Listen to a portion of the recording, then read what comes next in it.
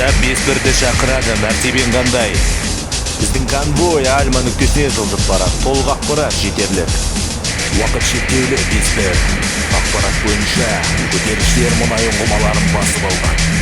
Байқатпай тым жақындап барып, ұңғыманы тоқтат. Өйткені жауды тойтару үшін жылдам әрекет ету керек. Сізді ұқтым, тағы не айтасыз? Олар нағыз құбыжықтар 5-1. Бізге мәлім болған ұңғыманың жарылу қаупі бар. Көтерілісшілер бомба қойып басып билеп жатыр. Бүлікшілер ұңғымаларды басып алған.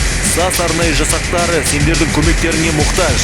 Арнайы десанттық полкының сарбаздарымен бірігіп бүлікшілерге қарсы атысып жатқанда өрт сөндірушілер дереу өртті ауыздықтап тастайды. Сізді ұқтым, Т жасағымен жолыққан соң байланысқа шығам.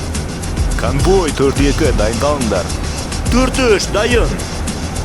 4-4 дайын. 4-5 дайын. 4-6 дайын. 4-7 дайын. 4-8 дайын. 5-1 сен тағы да бізбен біргесің. Я 4-2 өткен күндер секілді. Жақсы 5-1. Сенің де амандығыңды тілеймін. Рахмет. Назар салыңдар жігіттер, біз жаулардың аумағына жақындап қалдық. Шеф, ұйықтап қалған жоқсыз ба? Біз жаулардың аумағына таяп қалдық.